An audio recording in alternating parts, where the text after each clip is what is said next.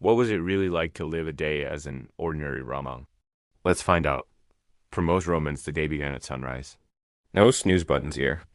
A quick breakfast, often just a piece of bread dipped in wine or water, and it was off to work. The city was a hive of activity. Craftsmen hammered in their workshops, merchants haggled in the markets, and the air was thick with the smells of baking bread, sizzling food from street stalls, and, well, less pleasant things. The Romans were masters of engineering, but sanitation in the crowded apartment blocks, or insulae was a constant challenge.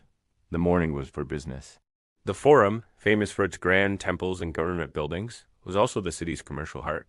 Lawyers argued cases, bankers made deals, and shoppers browsed for everything from exotic spices to fine silks.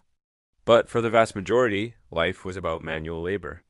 They built the roads, aqueducts, and monuments that still stand today, a testament to their incredible skill and endurance. Around midday, work would wind down. Lunch was a light affair, perhaps some cheese, fruit, and leftovers from the previous night's dinner. The real highlight of the Roman day was the afternoon. This was a time for leisure, and the Romans had perfected it. The place to be was the public baths, or thermae. These weren't just for getting clean. They were massive social complexes with hot and cold pools, saunas, gyms, libraries, and even gardens. You'd meet friends, exercise, conduct business, gossip, and relax.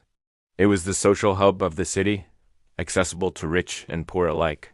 For a tiny entrance fee, you could spend hours enjoying amenities that would rival a modern spa.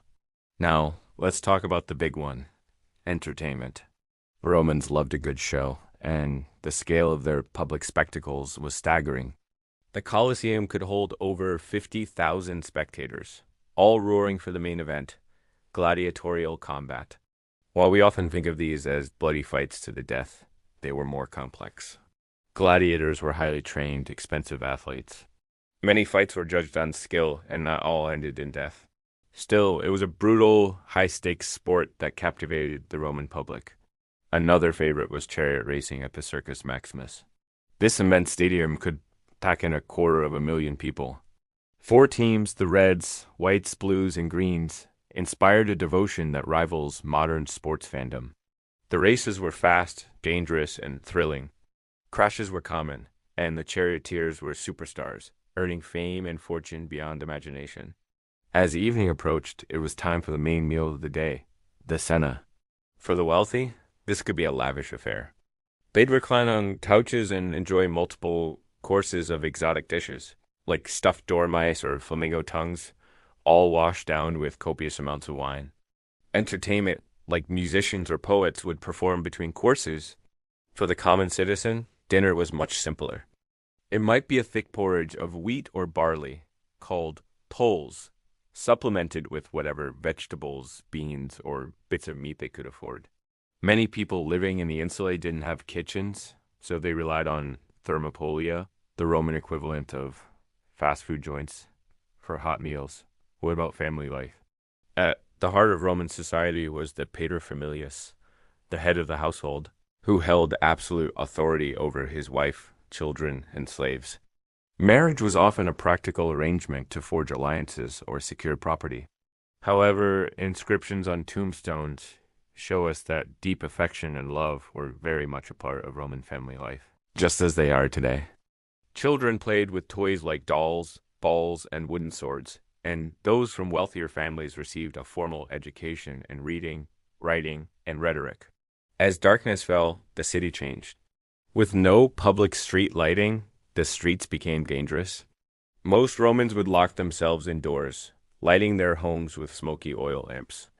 They might spend the evening talking, playing board games like Ludus the Trunculorum, a game of military strategy, or simply getting an early night, ready to do it all again the next day.